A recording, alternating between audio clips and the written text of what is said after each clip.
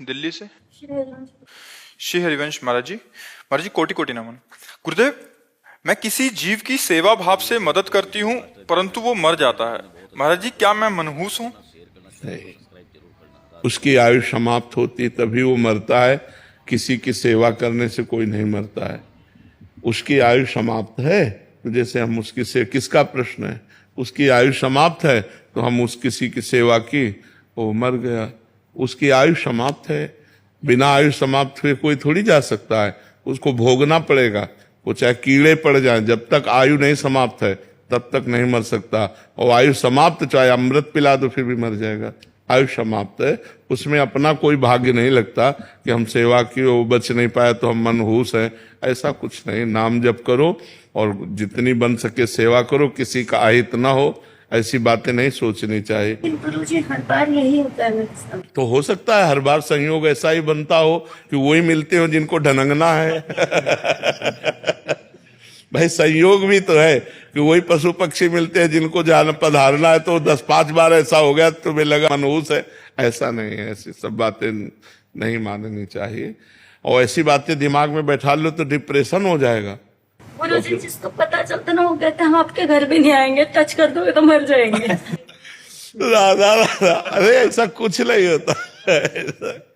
ऐसा कुछ नहीं होता है। संसार के अलग सूत्र है परमार्थ का। जो विधना ने लिख दिया छठी राव के अंक, राई घटे न तिल बढ़े, रहुरे जीव निशंक। जितना लिखा है उतने में ही श्वासें रहेंगी, चाहे पशु पक्षी की हो चाहे मनुष्य की हो। किसी के छूने या किसी की सेवा करने या किसी के कहने से, अगर कहने से हो तो बहुत लोग बनाते हैं कि पड़ोसी मर जाए, वो मर जाए, सब मर ना जाए। ऐसे कोई नहीं मरता, जब जिसकी आयु आती तभी मरता है। अजय कुमार जी, बिहार से। राधे राधे महाराज। महाराज जी, सांसारिक बंधनों में रहते हुए भी मोक्ष की प्राप्ति कैसे की जाए? मन सांसारिक मोह से धीरे धीरे विरक्त तो हो रहा है महाराज जी। ये तो बहुत बढ़िया बात है, पर अपने कर्तव्य का पालन करना चाहिए। बंधन युक्त होकर कर्तव्य का पालन करना और बंधन मुक्त होकर कर्तव्य का पालन करना, इसमें अंतर है। बंधन युक्त होंगे तो हमें अपने 2-4 लोग जो परिवार के हैं वही प्यारे लगेंगे। और जब हम बंधन मुक्त होके करेंगे तो पूरा देश, पूरे विश्व में हमारा प्यार फैलेगा। तो हम अपने प्यार को केवल दीवालों की ओट में न रखें, उसको फैलाएं। मोक्ष प्राप्त करने का मतलब है कि सब हमारी आत्मा है। सब हम, जैसे आप अपने पुत्र से प्यार करते हैं ऐसे हर पुत्र से प्यार करें।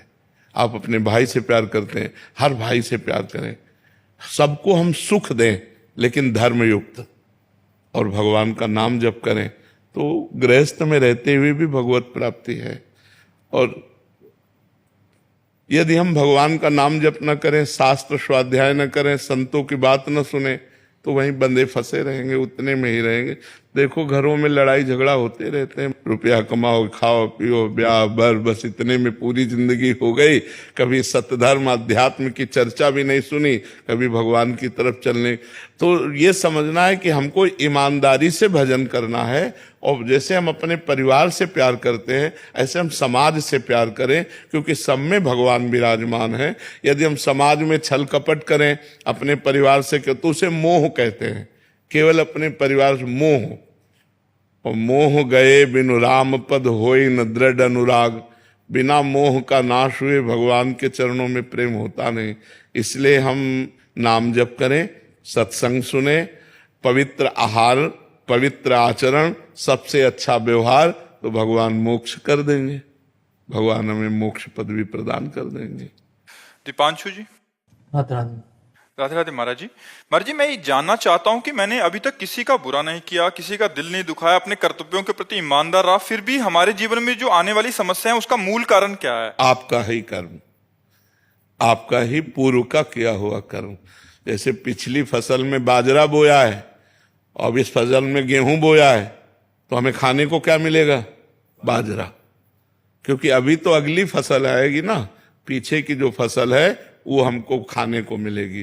तो जो हमने पूर्व में पाप कर्म किए, इस जन्म में हम सही चल रहे हैं, ईमानदारी से चल रहे हैं, पर हमें दुख आएंगे क्योंकि वो पिछला पाप हमको भोगना पड़ेगा। इसलिए धैर्य पूर्वक नाम जपते हुए उसे भोग ले, आगे पाप करे ना तो आगे बहुत अच्छा रहेगा। जैसे देखो इस जन्म में हम बाबा जी हैं, पर पूर्व जन्म में कोई पाप रहा तो गर्भ से ही ये रोग रहा, संक्रामक रोग है। अब उसको क्या किया जा सकता है? पूर्व में पाप हुए तो ऐसा संयोग बन गया।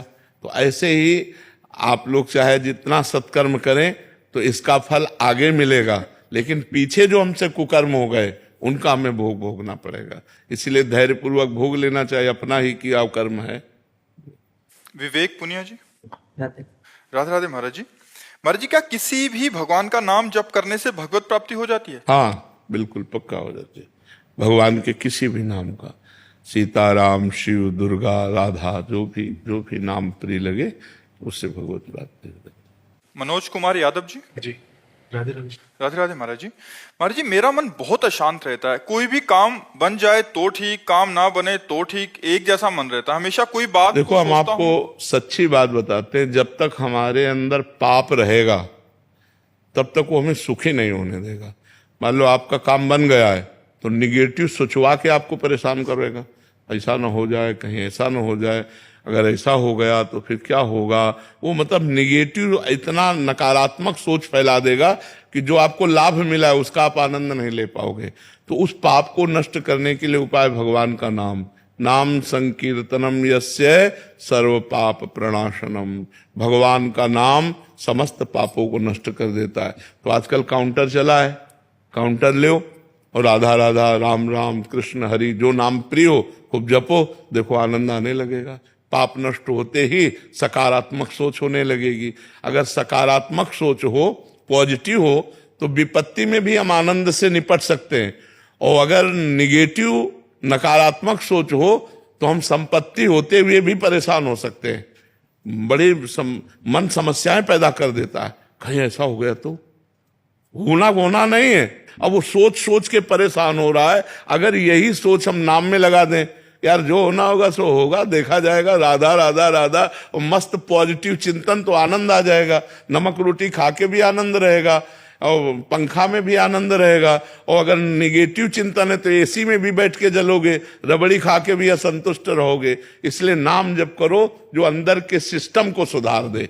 अंदर के सिस्टम की बाहरी दवा नहीं है, अंदर के सिस्टम की भगवान के नाम की दवा है।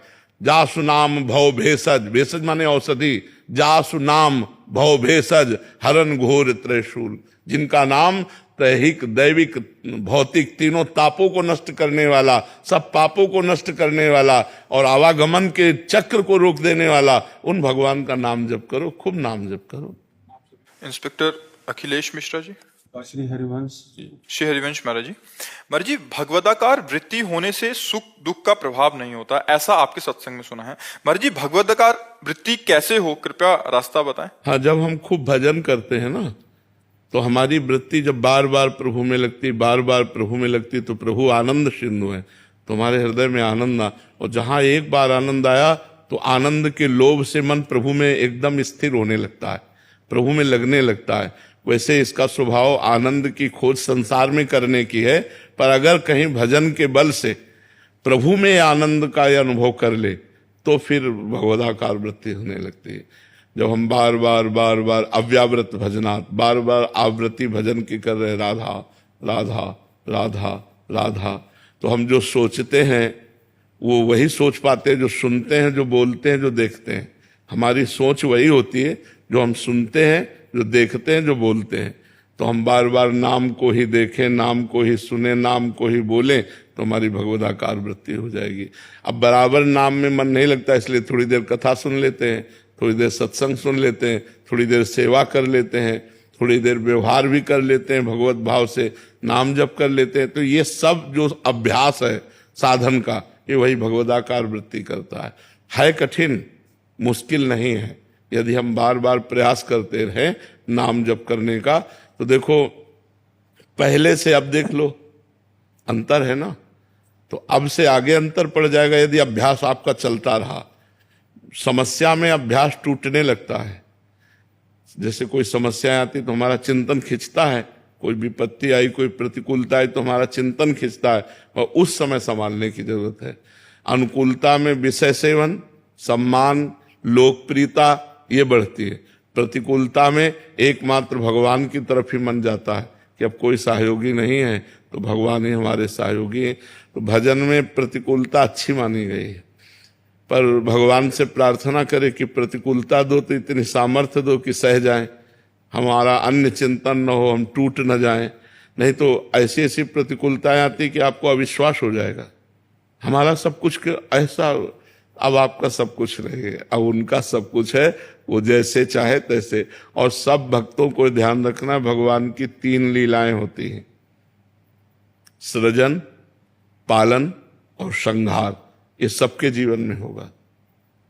शरीर की रचना हुई है तो इसका पोषण भी वही कर रहे हैं, अन्न जल वायु आदि के द्वारा, और विनाश भी वही करेंगे। ऐसे हमारा परिवार है, ऐसे ग्राम है, प्रदेश है, राष्ट्र है। रचना उन्होंने की है, पालन भी वही कर रहे हैं, तो विनाश भी वही करेंगे। हमको रचना लीला, पालन लीला और विनाश लीला में समता प्राप्त करनी है। नहीं तो रचना अच्छा लगता है, पालन अच्छा लगता है, लेकिन विनाश अच्छा नहीं लगता। और ये होता है, पुत्र का मर जाना, पत्नी का मर जाना, पति का मर जाना, परिवार के जनों का बिछोह होना, तब लगता है भगवान कहाँ है। अगर होता तो हमारा एक ही पुत्र था, क्यों हरण कर लिया? क्या वो इतनी सृष्टि में हमारा ही पुत्र मिला था उनको, हम उनकी शरण में भजन करते हैं तो क्या इतना नहीं रख सकते थे कि मेरे परिवार का एक ही दीपक है, उसको भी बुझा दे? ऐसी धारणाएं बनने लगती हैं। तो अपने को विपत्ति में, दुख में संभालना है, क्योंकि भगवान की 3 लीलाएं। जैसे पुत्र की आयु 20 वर्ष है, अब आप चाहे जितना भजन करो 21 नहीं हो सकती, वो 20 ही रहेगी। जो विधना ने लिख दिया 6 राव के अंक, राय घटे न तिल बढ़े रहुरे जीव निशंक, उसको उतना ही रहना है। तो कभी कभी ऐसी विपत्तियां आती हैं, ऐसे दुख आते हैं जिसमें हमारी भगवदाकार वृत्ति का जो हम अभ्यास कर रहे हैं उसमें विक्षेप पड़ने लगता है। तो हमें चाहिए उस समय हम धैर्यवान बने, वही होगा जो प्रभु चाह रहे हैं, वही होगा जो प्रभु चाह रहे हैं, वही होगा जो श्री जी चाह रहे हैं। श्री जी मंगल चाहते हैं, कभी अमंगल नहीं हो सकता। राधा राधा राधा राधा, समय आया है, कट जाएगा। और उस समय आपकी भगवदाकार वृत्ति में विक्षेप नहीं पड़ा, क्योंकि आपका चिंतन रहा। तो आगे आनंद जब आएगा तो भगवदाकार वृत्ति उदय होने लगेगी। तो यह अभ्यास, दुख और सुख में चलते फिरते, खाते पीते, उठते बैठते, हर समय प्रभु का चिंतन करना। कभी रूप का ध्यान, कभी लीला कथा सुन रहे, कभी सेवा, कभी भजन, कि हम हर प्रकार से अपने चित्त को प्रभु में जोड़े। सुरेंद्र कुमार जी, लखनऊ से। काफी रात। महाराज जी सादर वंदन। महाराज जी कृपा कर बताइए कि भक्ति करते हुए आत्मविश्वास कैसे बना रहे और अहंकार भी ना आए। वही भक्ति ही बढ़ाती है विश्वास। बिन विश्वास भगति नहीं, ते बिन द्रवहि न राम, राम कृपा बिनु सपने जीव न लह विश्राम। जब हमारा भगवान से अपनापन हो जाता है तो हमारा विश्वास दृढ़ हो जाता है। बिना श्रद्धा विश्वास के तो भक्ति मार्ग में प्रवेश ही नहीं है। भवानी शंकरो वंदे श्रद्धा विश्वास रूपिणो, याभ्याम बिना न पश्यन्ति सिद्धा स्वान्ता स्थमीश्वरम। श्रद्धा विश्वास के बिना हृदय में विराजमान भगवान है, और हम कहाँ अनुभव कर पाते हैं। तो हमारा श्रद्धा विश्वास भक्ति से ही बढ़ेगा। जैसे जैसे हमें भजन करते हुए अनुभव होगा वैसे विश्वास होता जाएगा। कई घटनाएं जीवन में ऐसी आई कि जिसमें केवल भगवान ही निवारण कर सकते थे। तो जैसे ही निवारण हुआ तो हमारा विश्वास और बढ़ गया, जैसे ही निवारण हुआ तो हमारा विश्वास और बढ़ता चला गया और समर्पण होता चला गया।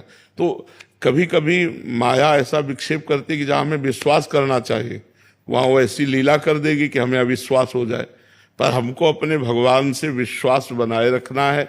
अगर विश्वास नहीं रहा तो हमारे पास कुछ नहीं रह जाएगा। और जैसे भक्त लोगों को लोग ठग लेते हैं, तो विश्वास के कारण ही तो ठग लेते हैं, फंसा लेते हैं विश्वास के कारण। जैसे आप कहो कि आज हमने देखा आम जो है वो नीम की तरह कड़वा था, तो हम विश्वास मान लेंगे, होगा, ऐसा हो सकता है, क्योंकि हमारा विश्वास ही सब कुछ रहा है। तो तुम जो बोलोगे हम विश्वास मान लेंगे। संसार का व्यक्ति क्या होता है, वो हर बात पे तर्क करता है, हर बात पे प्रश्न खड़ा करता है, हर बात में संशय खड़ा करता है। और जो भक्तजन होते हैं उनके अंदर संशय नहीं रह जाता, वो विश्वास ही उनका सब कुछ हो। इसीलिए कभी कभी ठगे जाते हैं भक्तजन, कभी कभी उनको लोग बावरा समझ लेते हैं। वो बावरे नहीं है, वो बहुत बड़ी वस्तु प्राप्त किए हैं, भगवान के विश्वास में है। कई बार लोग उनको फंसाने की चेष्टा करते हैं, तो उनका फंसना भी मोक्ष है, उनका फंसना भी, क्योंकि वो विश्वास, कबीरा खुद को ठगाइए। तो जब हम भक्ति करते हैं तो हमारा स्वभाव ऐसा बनता जाता है कि भगवान पे तो जाने दो, हर एक पर विश्वास हो जाता है, हर एक पर विश्वास हो जाता है। बस यही तो भगवान की कृपा होती है कि जब भक्ति और बढ़ती तो जैसे हर एक पर विश्वास हो जाता है, हर एक भगवान नजर आने लगता है, इसमें भी भगवान, इसमें भी भगवान। तो ये भक्ति ही पहले हमें श्रद्धा करना होता है और संतों के वचन सुनकर भगवान पर विश्वास करना होता है, फिर विश्वास दृढ़ हो जाता है। और जहां दृढ़ विश्वास हुआ तहां भक्ति महारानी का प्रभाव प्रकाशित हो गया, हृदय आनंद से भर जाता है। पर विश्वास, भगवान से ये प्रार्थना करे कि चाहे जितना कष्ट देना, विश्वास न टूटने पावे। एक बार किसी बात पे हम बहुत चिंतित थे, तो एक पागल एक छड़ी लिए था और ऐसे घुमा रहा था, और हमारे सामने आया, ऐसे गा रहा था, ऐसी शक्ति हमें दे न दाता, मन का विश्वास कर। हमारी तरफ देखा, मुस्कुराया, चल दिया। हम उसको पंचांग प्रणाम किए थे कि प्रभु इस रूप में आकर के हमको उपदेश दे रहे, ऐसी शक्ति हमें दे न दाता, मन का विश्वास कमजोर होना। तो हमें बहुत अच्छा लगा कि भगवान इस रूप में आके हमें उपदेश दे रहे कि संशय मत करो, मेरे पर विश्वास करो। तो भगवान से प्रार्थना करनी चाहिए कि आप ऐसी कोई लीला मत कर देना महाराज जिससे हमारे विश्वास में कमी हो जाए, हमारा विश्वास बढ़ता रहे। विश्वास बढ़ गया तो जीत गए, और विश्वास चला गया तो फिर निराशा हो जाती है। जैसे हमारी कोई ऐसी बात है जो केवल भगवान से बननी है, कोई बना ही नहीं सकता। ऐसी कई बातें होती हैं जिनको हम किसी से कहें तो उपहास के पात्र बनेंगे, और वो केवल भगवान ही जानते हैं। और वो बात बन गई तो आपका विश्वास एकदम पहाड़ जैसा बन गया, और अगर वो बात रद्द हो गई तो लगा यार भगवान से भी प्रार्थना किया, कोई नहीं सुनता, कोई नहीं सुनता। वो भगवान के प्रति अविश्वास होने लगता है। तो हमें भगवान से प्रार्थना करनी चाहिए कि आप हमें विश्वास दीजिए, ऐसे आप हमको अनुभव कराइए जिससे आप पर विश्वास हो जाए कि आप हमारी बात सुनते हैं, आप हमारे हैं, आप हमारे पास हैं। ऐसी प्रार्थना भगवान से करें तो भगवान के संतों के वाक्य सुनने से हमें भगवान पर विश्वास होने लगता है। तभी तो लोग गंदे आचरण छोड़कर अच्छे आचरणों की तरफ बढ़ते हैं। और जब हमें अनुभव होने लगता है भगवान की कृपा का, तब विश्वास दृढ़ हो जाता है। जहां दृढ़ विश्वास हुआ फिर तो किसी की जरूरत रहे। ऐसे जीवन में कितने अनुभव हुए जिनमें हमको केवल भगवान ने बचाया, केवल भगवान, केवल दूसरा कोई नहीं। तब क्या, अरे ये तो भगवान हमें देख रहे थे, भगवान हमें बचा दिए। जैसे ऐसे गंगा किनारे जा रहे थे, ऊपर पपड़ी थी और नीचे भारी दलदल, मलाई जैसा दलदल। अब हम अपनी मस्ती में जा रहे थे भगवत चिंतन करते हुए, पीछे से ए बाबा आगे मत जाना, दलदल है। हमने पीछे मुड़ के देखा, कोई नहीं दिखाई दिया। आगे छड़ी जो थी, जो ऐसे छड़ी किया, अरे हमको आप बताओ यहाँ कौन आता निकालने, यहाँ कौन आता निकालने। भगवान ने आवाज दी और कोई दिखाई नहीं दिया, और हमें लगा मेरा मालिक मेरे साथ है, वो मुझे देख रहा है। वही कृपा कर। तो हमें लगता है कि अगर हम भगवान से प्रार्थना करें कि आप हमारे विश्वास को कभी न तोड़ना, नाथ हमारा विश्वास बढ़ता जाए, ऐसी शक्ति हमें दे न दाता, मन का विश्वास कमजोर हो। विश्वास कमजोर हो गया तो फिर किसी के समझाए नहीं समझोगे आप।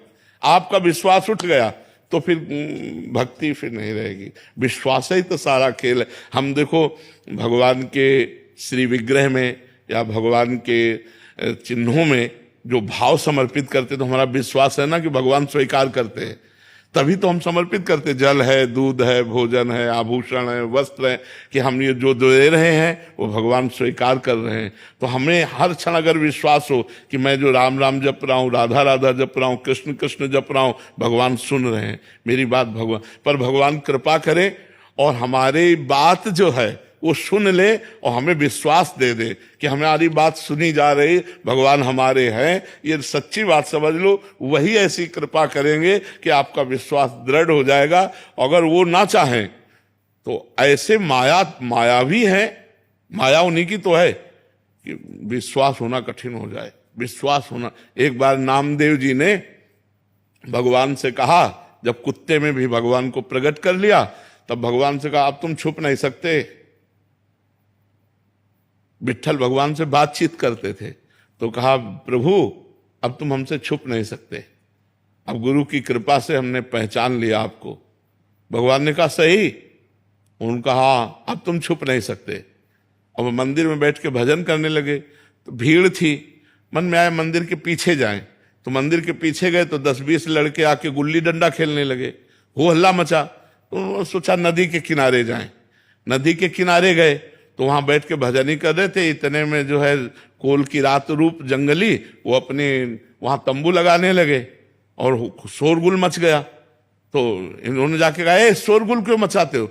अरे बोले दिन भर के भूखे थे, अच्छा मिला, काट करके इसी को खा जाते हैं। और गड़ासा लेकर के पति पत्नी दोनों दौड़े और वो भागे कांच समेट करके अपनी, और भागते भागते विट्ठल भगवान के मंदिर में आए। ऐसे भगवान ने कहा क्या हो गया?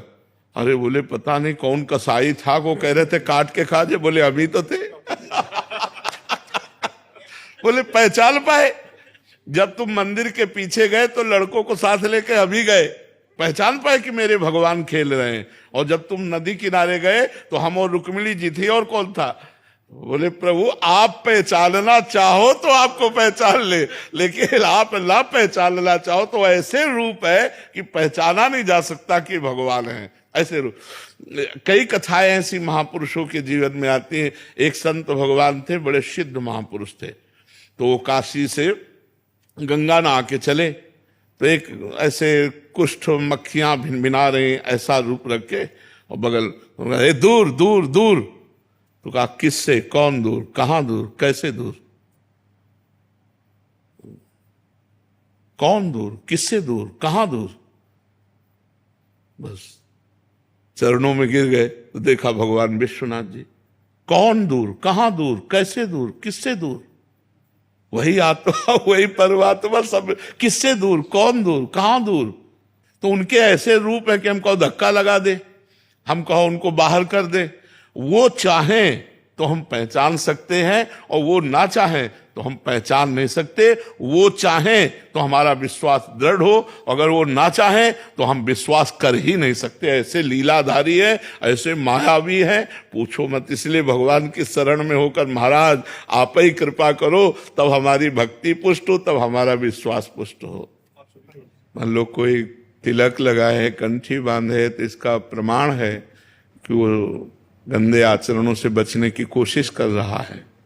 नहीं कह सकते कि गंदे आचरण वाला नहीं है, पर वो कोशिश कर रहा है।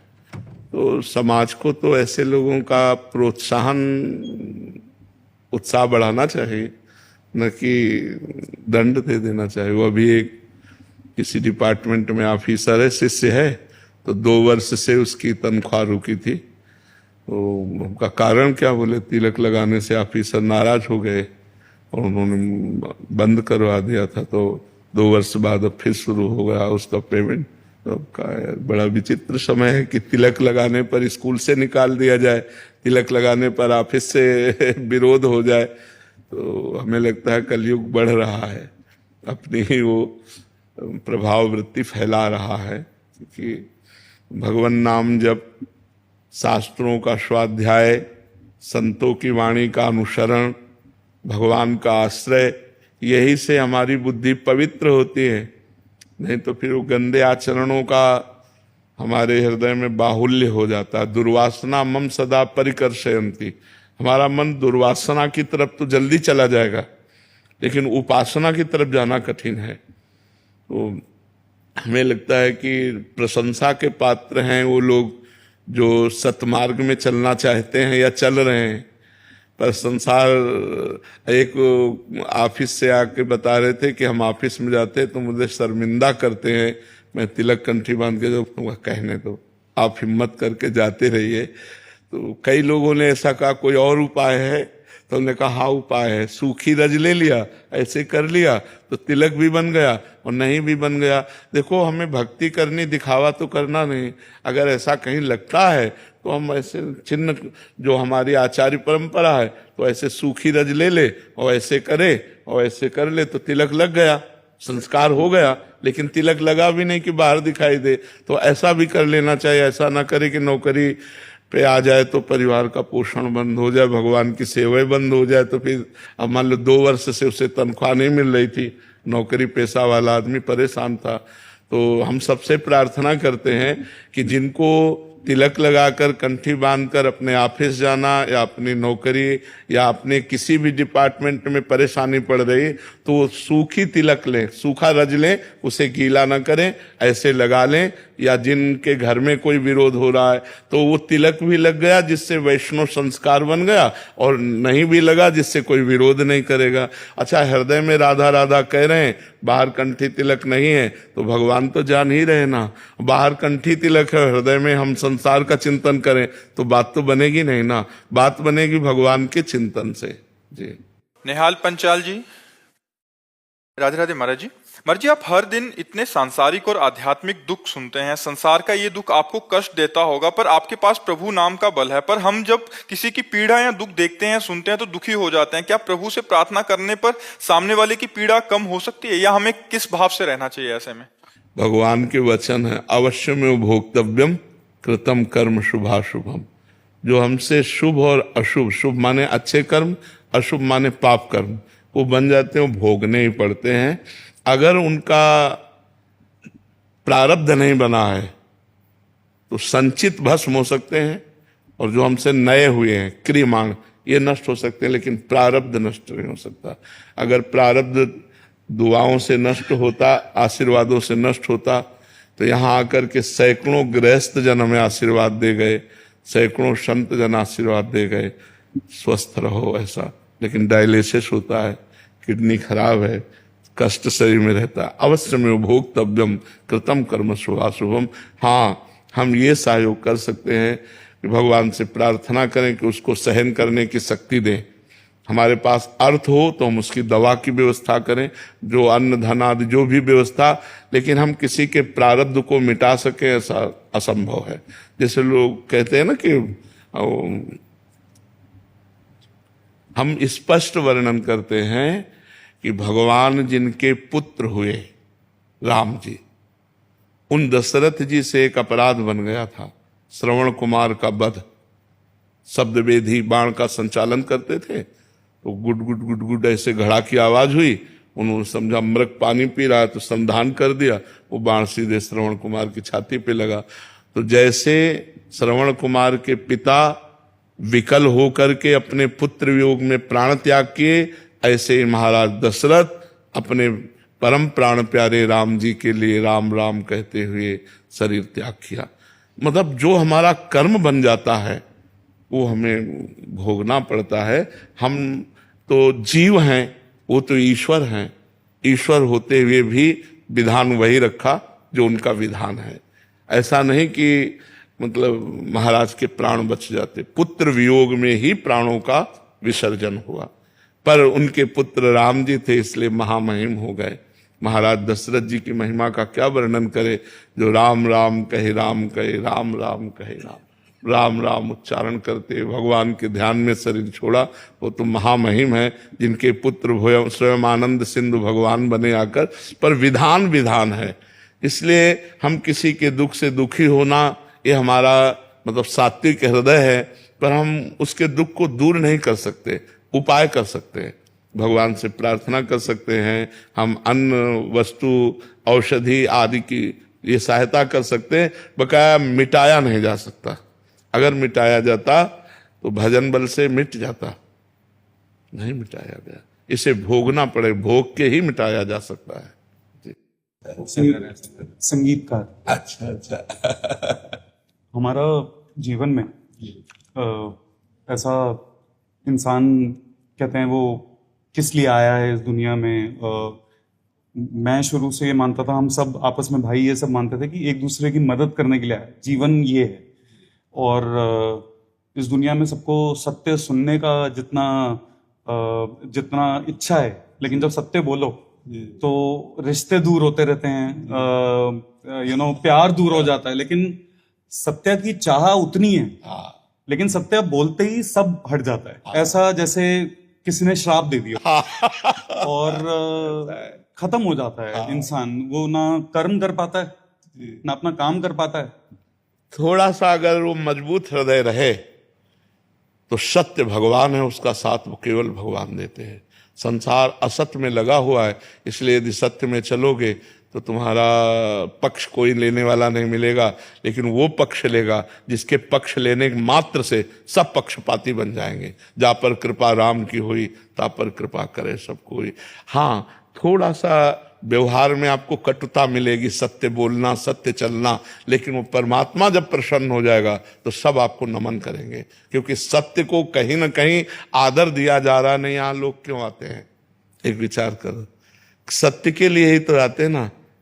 संत महात्मा जो भी ये सत्य मार्ग के हितोपथिक हैं, तो आप जैसे आए तो सत्य बात सुनने के लिए आए, सत्य के दर्शन करने के लिए आए, सत्य को ही नमन कर रहे हैं। तो इस बात को मानिए कि सत्य कभी असत्य नहीं हो सकता और असत्य कभी सत्य नहीं हो सकता। तो जो असत्य को प्रधानता देते वो तुम्हारे मित्र नहीं हो सकते, लेकिन जो सत्य है वो नारायण है, वो हरि है, वो प्रभु है। वो जब साथ देगा तो फिर सबको झुकना पड़ेगा, फिर सबको साथ देना पड़ेगा। इसलिए निराशा ना हो सत्य से, सत्य में दृढ़ बने रहो।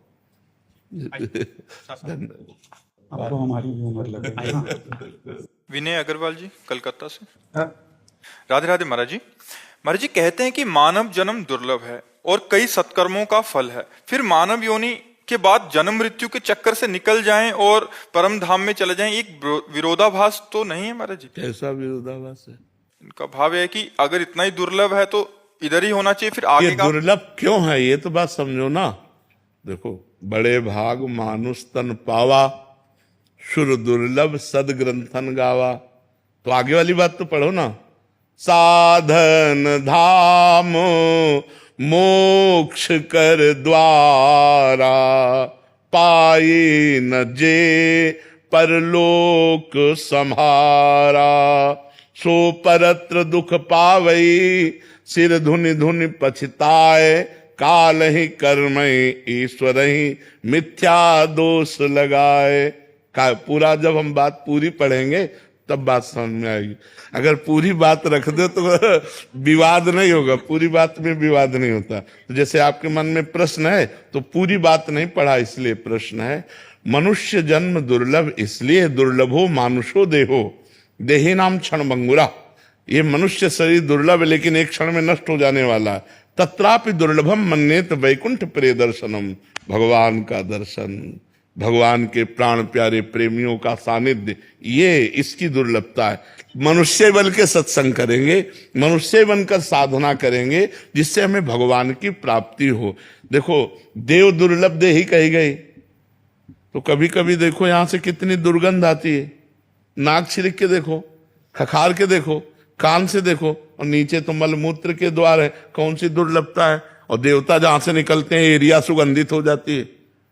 अगर देवता यहां से निकल जाए तो घंटों यहाँ का वातावरण सात्विक हो जाएगा, दैवी हो जाएगा, एकदम सात्विक।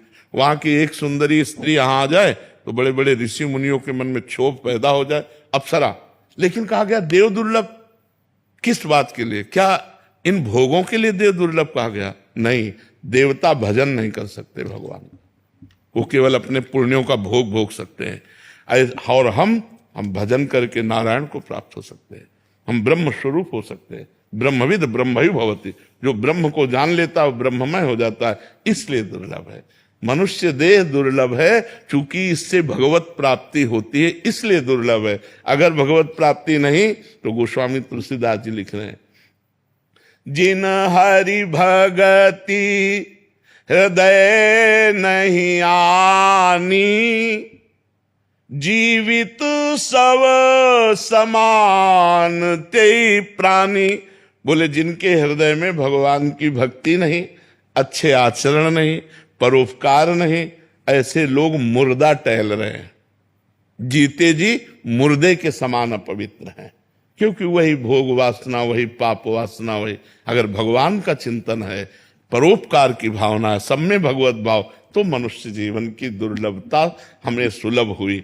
और अगर मनुष्य जीवन मिला हो ये सब तो अच्छा, मनुष्य जीवन में अगर भजन ना हो तो आप बताओ कौन सी श्रेष्ठ बात है। तो अगर वही मैथुन, वही आहार, वही निद्रा, वही सांसारिक भोग, तो वह जो अपने रबड़ी खाने में सुख का अनुभव करते हैं ना, पशु पक्षी और जो जीव जंतु हैं वो अपने अपने आहार में वैसे सुख का अनुभव करते हैं। जो हम अपने परिवार में गृहस्थ धर्म का भोग करके सुख लेते हैं, वो अपने पशु पक्षी भी मैथुन करके वैसे सुख लेते हैं। जितना हमें अपने बच्चों से प्यार, उतने पशु पक्षी को भी प्यार है। जैसे हम गद्दे में सोते हैं, वो कीचड़ में मस्त आनंद से पैर फैला के सो। अंतर क्या रह गया? अंतर है भगवान का वो भजन नहीं कर सकते, वो दिव्य साधना नहीं कर सकते। साधना करने के लिए साधन धाम मोक्ष कर द्वारा पाए न जे परलोक संभाल। ये परलोक संभालने के लिए, ये भगवान को प्राप्त करने के लिए, इसलिए देव दुर्लभ देही कही गई। समझ पा रहे हो आप? दीपक जी जबलपुर से। ये दरिवंश।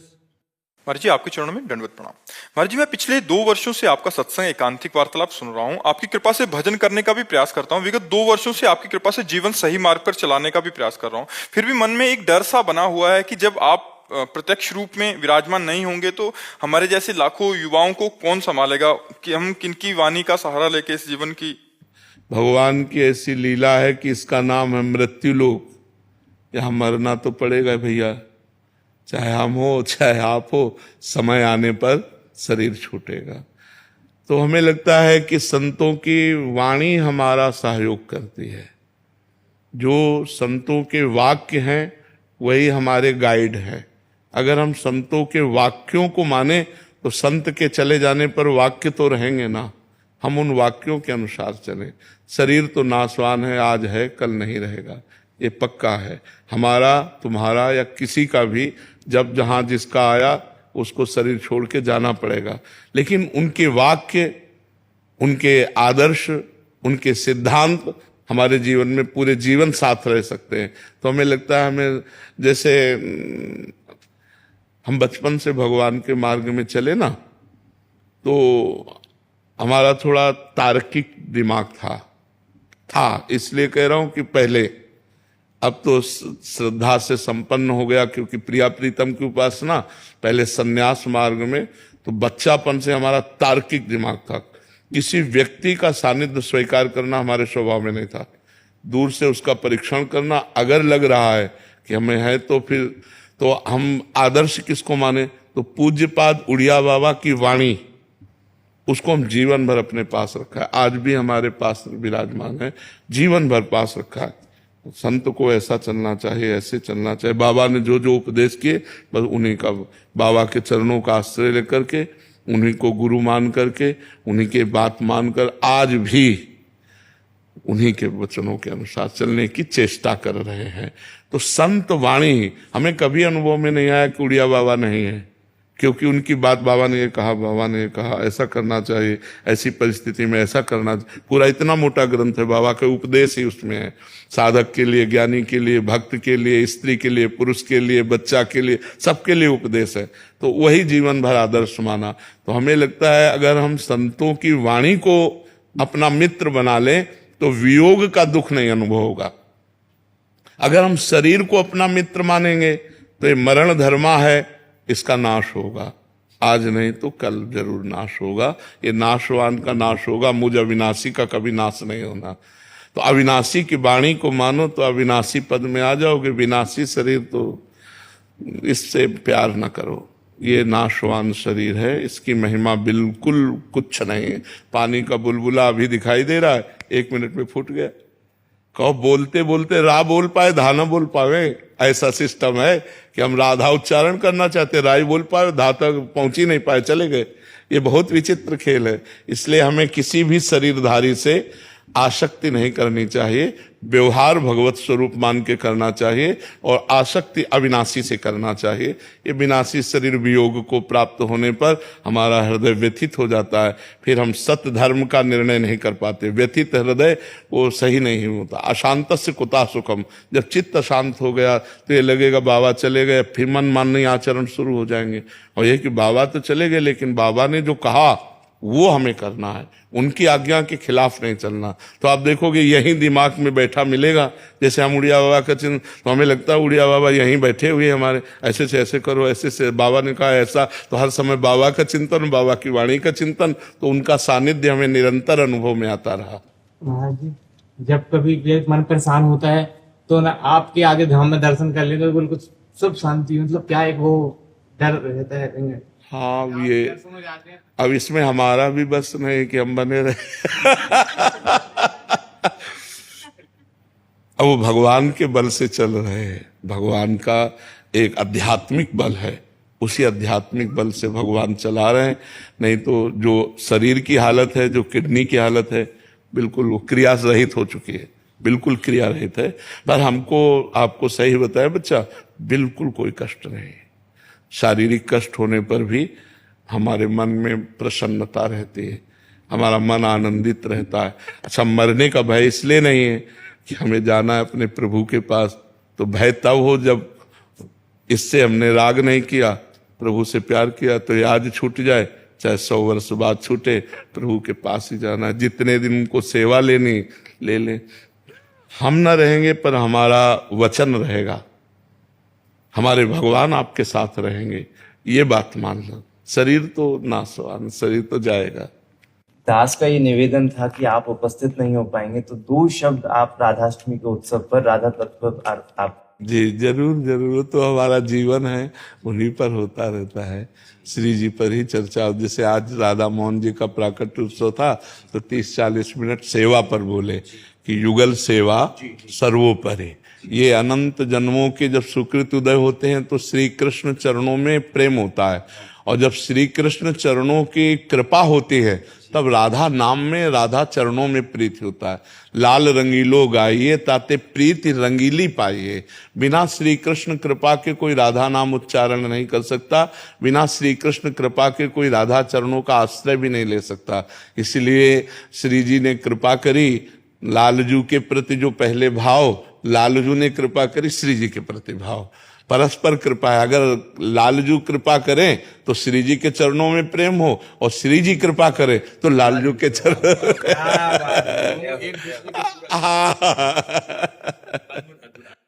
जैसे आप कहते हैं उपांश जाप करना चाहिए, तो काफी दिनों से कर रहे हैं प्रयत्न, तो यहाँ पे जीभ लगा के तो वो बोलना होता है जैसे आप कहते हैं, या फिर मन में भी कर सकते हैं, मन में ज्यादा आसान लगता है। जी, अगर मन में आसान लगता है तो बहुत अच्छी बात है, पर देखना कहीं मन बेईमानी में कर दे, क्योंकि उपांश में मन को फंसना होता है, और जब हम मन में ले जाते हैं तो 2-4-10 बार जपेगा और फिर निकल जाएगा। नहीं जपता तो दिल घबराता है, बल्कि मन करता तो है जहां मन भगे हाँ जी, वहीं उपांश में आ जाना। हाँ, नहीं मन करता है कि मन से ही जपते रहो लेते रहो, बस बहुत अच्छी बात है। मानसिक जप होना तो सर्वोत्तम जप है, वाचिक से उपांश, उपांश से मानसिक सर्वश्रेष्ठ। इसका मतलब क्या होता है भजन? भज धातु सेवायाम, सही पूछो तो इसे सुमिरन कहते हैं। जो आप करें भजन होता है प्रिया प्रीतम को विराजमान करके उनको श्रृंगार करना, उनको भोग लगाना, उनकी आरती करना।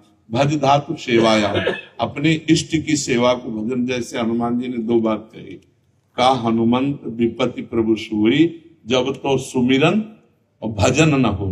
तो सुमिरन ये है जो अभी चर्चा हुई, और भजन ये है कि 8 पहर उनकी सेवकाएं में जो घर में भोग बने, ठाकुर जी को भोग लगाए, उनका श्रृंगार करे, उनकी आरती, इसे भजन कहते हैं। सेवा को भजन कहते हैं, और इस तरह के जप को सुमिरन कहते हैं। सुमिरन और भजन दोनों के द्वारा भगवत। तो भगवद यश गान सबसे बड़ा दान है। समाज को जो हम प्रभु की महिमा सुनाते हैं, नाम महिमा, रूप महिमा, लीला महिमा, धाम महिमा, ये सबसे बड़ा दान है। इसी को खूब विस्तार पूर्वक देते रहिए, और कलयुग में प्रधानता नाम की रखिए। तो महाराज जी, जैसे नाम लेते लेते विचार इधर उधर घूमते हैं, तो जो भूत भविष्य का चिंतन होता है, जो व्यर्थ का चिंतन होता है, जब हम निरंतरता अव्यावृत भजनात्, भजन की हम निरंतरता पर ध्यान देंगे तो भजन इनको डिलीट करता जाएगा। जो मन में भरे हुए संस्कार हैं, जब हम नाम जब ऐसे देखो आप नहीं समझ में आएगा, लेकिन जब आप नाम जब शुरू करोगे तब वो निकलते नजर आएंगे, तो वो मन को निर्मल करते हैं, क्योंकि निर्मल मन भगवान का साक्षात्कार करता है। तो नाम जब भगवान साक्षात्कार का महान मंत्र है, तो जब हम नाम जब शुरू करते हैं तो ये सब विषय, भूत भविष्य का चिंतन, व्यर्थ का चिंतन, नाना प्रकार की कुवासनाएं दुर्वासनाएं जो छुपी हुई वो सब डिलीट